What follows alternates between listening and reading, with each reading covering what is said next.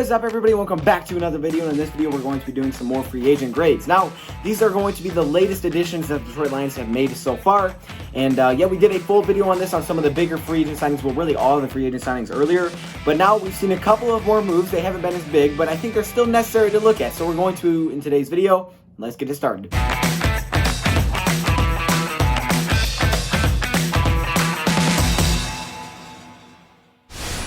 So we're going to be talking about some roles, contracts. We're going to be really grading these latest free agent signings that the Detroit Lions have made, because just because they're not getting paid as much does not mean it's not important for our team, okay? These guys could still be very important. They could have a huge impact, just like Deep Ball Hall did last season. So we're going to be talking about these players the Detroit Lions have brought in recently. I'm going to be giving you my grades. Detroit Free Press also did grades on most of these players, so we will be comparing ours as well. So that's kind of what we're doing in today's video. Now keep in mind, if you're expecting me to come in this video and bash on these, you're not in the right place. There's not going to be really bad grades given out here. You may be wondering why. Well, it's simple. There's no bad grades because the contracts are too cheap. These aren't big enough contracts for me to look at and say that's an awful signing, because literally the worst case scenario will be the Detroit Lions the guy that Detroit Lions signed on this video doesn't make the team, and you know what? It was $1 million contract.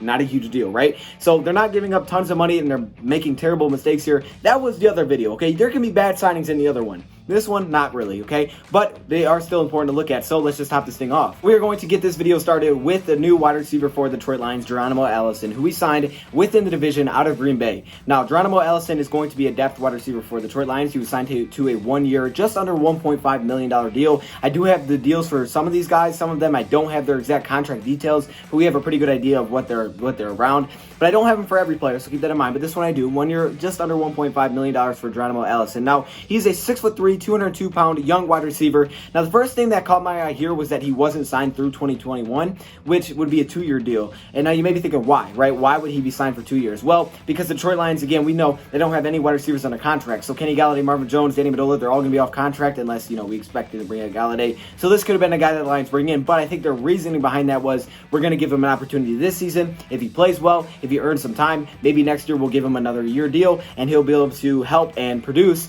when some of these guys are probably going to be let go. So I think it's kind of like a tryout year for Geronimo Allison. That's why he didn't get a 2-year deal, because then he would feel like he already deserved it, like he already got the role, but instead now he kind of has to work for it. So Geronimo Allison, we'll look at some pros and cons here. He's a young player, right? He's a very young player. Most of these players are young, and that's what's great. They're not like older guys, right? They're young, but again, they're only on short deals. So it's going to be kind of tryouts for a lot of these guys. Can you make the team this season? Okay, did you make the team this season? Can you make the team again? Can you earn another contract from this team? And that's why I kind of like, when you sign the younger players, the cheaper deals, because there's always that chance that they could earn a bigger extension later on. And he's played in a lot of big games. He's played in a lot of experience games with the Green Bay Packers, including playoff games, which is super important to have guys that have experience. We've seen it. Some young guys don't show up when they haven't been, in that kind of environment before. Lions had, I can remember Anquan Bolden. Anquan Bolden was a big part of us with all that experience that he had when he came to Detroit Lions. Sure, he wasn't the most flashy wide receiver, but he had a lot of experience and he was good for us. And I think that's what Geronimo Allison could be giving us here. Now, yes, he's 26,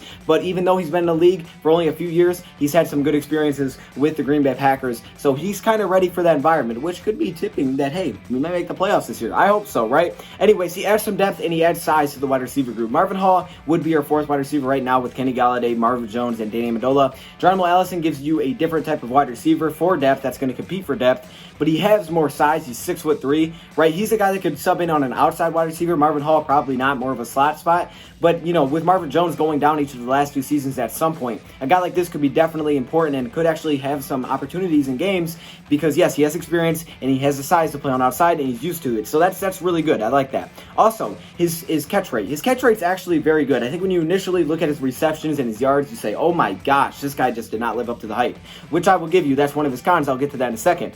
However, his catch rate is pretty high. It's 64% when you combine it last year and the year before. It was like 61% 2019. 2019 was like 67%, which is very good. That was his catch rate, so that's actually pretty good. Now he doesn't have 120 targets like a Kenny Galladay does, but it's still a pretty solid catch rate because I wanted to compare that to Kenny Galladay. Now, Kenny Galladay's catch rate last season was 56%, so it's higher than Kenny Galladay's, but again, Kenny Galladay had like 116 targets, and they were a lot of deep passes. He averaged over 18 yards of reception compared to our guy in Geronimo Allison here, who averaged only 12 yards per reception in the past 2 years combined. So, again, there's a big difference there. Last season was like 8 yards per reception, which actually is one of his cons. One of his cons are last season, only 8 yards per reception, just over that. That's not very good. Obviously, those are a lot of shorter passes, and that's why his yards aren't very, incredible. It's like, oh, that's in that much time, you only have that many yards. That's not very good. But again, the year before that was a lot better. So, I think he's shown us he's actually not bad when it comes to catching the football. Now, one of the biggest cons that comes up is his fumbling. Fumbling looks like an issue here. Now, the thing that's kind of hard for me when I look at this is that when you look at the amount of touches to fumbles, yes, it's concerning, right? Last season he had 2, year before he had 1. So that's 3 fumbles in 2 years. But when you look at the amount of touches last season, only 35 touches, he had 2 fumbles. That's very concerning percentages-wise, right? I don't know what that is. I'm not a mathematician. I don't know. But I do know that's not good. However, he only had 35 touches, right? So maybe if he has 100 touches, he only still fumbles twice. But based on what we know, with 35 touches and 2 fumbles, that's definitely a concern. So keep that in mind. Some people talk about his lack of separation, and that could definitely have to do with the short yards per reception. However, his catch rate is pretty good. So I definitely think it's someone that could sub in and give us some depth. Our cons, as I just mentioned, the fumbles, yards per reception, definitely some cons there for sure. And, just yards in general. You didn't have tons of yards with Aaron Rodgers as your quarterback. Now, I don't think Aaron Rodgers is very good. I don't like Aaron Rodgers, y'all. I'm going to say that. I'm allowed to say that, okay? I'm allowed to say that. Anyways, I think, this is a solid signing. Detroit Free Press actually gave this an A grade. I'm going to give it an A-. I think this is a good depth signing. And again, it was a cheaper contract like most of these will be. And he just has he has a bright future. He already has experience. He's young. This guy has an opportunity to have a very bright future. So we'll see if he can live up to it. Hopefully he can.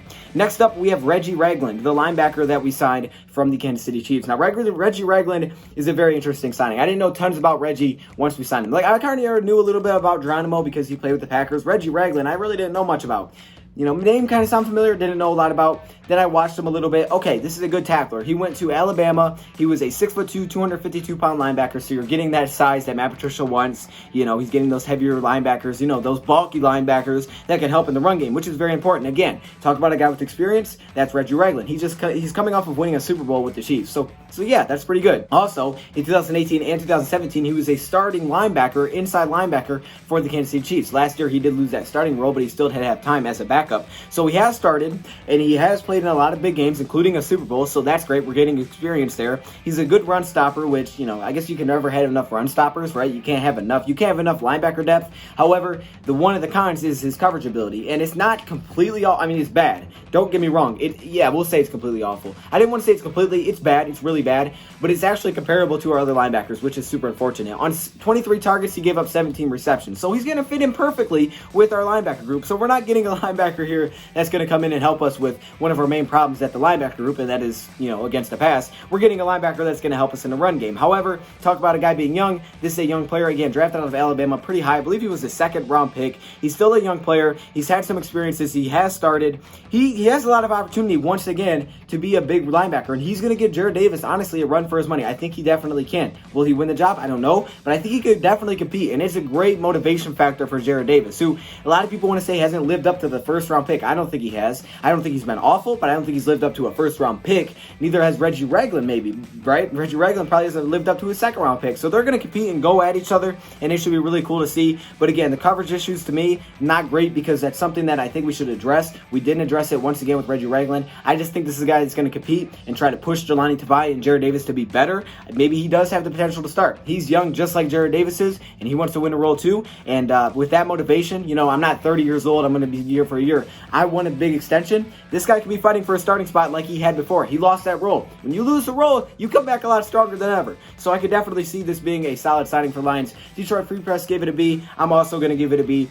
I don't like the fact that he can't cover that well, but he is a young player. He's on a cheap contract like most of these players are, and he's got that potential. He has that high ceiling going to Alabama, drafted in the 2nd round, and we'll see if he can live up to that here in Detroit, especially with our new linebacker coach, Tyrone McKenzie, who's going to push Jarrad Davis, Jelani Tavai, hopefully make all of those guys better. Next up, we have Elijah Lee, who we signed pretty much at the same time, the other linebacker from San Francisco. Now, Elijah Lee is not a signing that the Lions made for linebacker necessarily, I don't think. He is an outside linebacker for the 49ers that played a little bit in 2018, the other 2 years not really, but he's a special teams ace. He's known as a special teams ace. Now, he was signed to a very cheap deal, $835,000 for the year. That's near the minimum, I'm pretty sure. He's only 24 years old, so that's cool. And like I said, he had experience back in 2018, so it wasn't like he's never played at linebacker. In 2018, he did, and in 5 of the games that he did start, 4 of them, he had double-digit tackles. So again, he was able to get some tackles. He had 5 interceptions in 2 seasons at Kansas State, in his final 2 seasons at Kansas State. And one of those games in 2018 that he did play was against the Detroit Lions, where he had a forced fumble on Matthew Stafford. So he's shown a couple of glimpses here and there. His ability to cover might actually be something that, could help us out. He kind of reminds me of the Jalen Reeves-Maybin, right? More of a special teams guy, can help in coverage a little bit. Maybe like a guy you throw in for certain situations. I think that's what he could be. Compete for kind of like a nice depth role, throw in for certain situations, but mainly be a good special teams player for us. And I think that's why we brought him in. So pros, he's young, he's got size. The 5 picks in his final 2 years at Kansas State is nice. So maybe he does have potential to play in a certain situation. The cons, he may not even make the team, right? He's on a very cheap deal. He may not make the team, so we may not get to see him, which stinks. That's always a con. And the linebacker, he may not get much of a linebacker role if he does make the team. But again, it's a cheap deal, and special teams is very underrated, and the Lions definitely went all out to try to fix that this season with Brandon Coombs. So hopefully that helps. All right, next up we have Tony McCray, another player that was brought in for special teams. You're going to see a couple of these guys for that, and because these are the cheaper deals that you bring in. You got to fill out these deals. Not everything can be a splash. This was a solid signing here as well. Tony McCray, who is a cornerback from the Cincinnati Bengals, who the Detroit Free Press gave an A grade to. He's 5'10", weighs 185 pounds. He's a cornerback / special teams player who is mainly, again, a special teams ace, which is definitely important. However, he did play a little bit at the cornerback position last season. He did play in 2 games. He did start in 2 games, Cincinnati Bengals, so I guess that's something. I guess he has a little bit of experience. He also was with Brandon Coombs, who is now our special teams coordinator. So, yeah, that's great. There's definitely some familiarness going on there, which I think the Lions always look for. Pros is that he's young, he's cheap, like most of the players on here. He adds depth to the cornerback position, which we definitely can use. When you look at our cornerbacks, we don't really have a lot of depth behind Amani and Trufant and Coleman. Those are our top 3, but we don't really have any depth behind that. This guy gives us depth with, again, a little bit of experience. However, I think that's a con as well, that he has a big lack of experience. He's not the youngest player. He is 26 years old, and he hasn't played a lot, so I guess there is some cons there. But again, I think he's going to be mainly a special teams player anyways. I would give this an A-. I think it's depth. I don't think it's great depth. I think his later signing that we made is better for depth. I think he's just mainly a special teams guy, so kind of focusing on that, I'm going to give it an A-. And he'll compete for a spot, though. He's gonna go at it. Next up, we have Jeremy Davis, the wide receiver that we signed from the Chargers. Now, Jeremy Davis was given a B grade by the Free Press. He is a wide receiver, again, / special teams player, who I don't know his contract right now. I wasn't able to find his exact contract. He's 6'3". He went to Connecticut. He has a lot of size, and he was actually pretty good at college. He wasn't the most explosive. He wasn't beating everybody off the ball. He wasn't creating tons of space, but he had pretty good hands at Connecticut. He had a pretty big game against Michigan, which I mentioned before. He is 28 years old, so maybe a little bit concerning there with the little amount of experience that he has. I think that's one big con here. 28, and you barely played in any games in the NFL. However, last season, he did have 3 targets, and he caught them all. So, he doesn't drop any passes according to that. But seriously, Jeremy Davis is a guy that's familiar, once again, with one of the Detroit Lions special teams coaches. This time, there's assistant special teams coach who he's with the Chargers. So there's familiarness. He's going to give you special teams help, which he mainly was with the Chargers. He's giving you some size at the wide receiver position to have a chance to compete. However, he has very, very little experience and production. So I definitely don't know if he's going to even have an opportunity at the wide receiver spot. But again, special team signing. Free Press gave him a B. I'll give him a B+, because I do think that maybe, just maybe, with that familiarness, he can really help out in the special teams group. And then the final guy we have is Darryl Roberts, the cornerback that we signed from the Jets. To me, I did a full video on this, so if you want to see that, definitely go do it. I'm not going to touch too much on it because I did make that video. It's called Darryl Roberts, the next for Sean Melvin. Definitely go check it out if you have not. Kind of went off on that one. But Darryl Roberts is a 6 foot, 182-pound cornerback, and I do think that this is one of their better signings here. This was not a most expensive signing. This was a solid signing, okay? This is a guy that was with the Jets, and you may think, okay, another special teams, kind of guy. No, he's not actually. He may be able to do it, but he's actually a good depth cornerback, way more than what Tony McCray is going to be for the Detroit Lions, in my opinion. His pros are, he's actually had a lot of time. He started multiple times. He had 10 games started, I think, of each of his last 2 seasons, which is obviously good. He has experience. Now, keep in mind, he was with the Jets, so, it's the Jets. Also, he was drafted by the Patriots, so again, Matt Patricia, he's probably a little bit interested because of that. He has 3 picks in the last 3 years combined, which is solid. 64% completion percentage allowed last season, not great. However, he only allowed a 59% completion percentage in 2018. That's pretty good on 10 starts. That's not bad at all. And also, the cons, though, I don't think people are looking at him like a starting level cornerback, and he may not be, but he does give you that depth, and I think this is a solid signing. If you guys want to know more about Darryl Roberts, I don't want to touch too much. Definitely go check out that video because I don't want to take away from that video, but check it out. Anyways, those are the most latest additions. Give me your grades in the comments below. I really don't think I can give a bad grade to these players because they are so cheap, but I do think this was probably a better wave than the main wave. Like, I could say that this is probably a better wave because, yes, they're cheap contracts. These are very impactful players that are familiar, that could help out in positions of need, especially a lot of special teams aces. So there you go. Let me know your thoughts, comments below. Thank you for watching, and I'm out.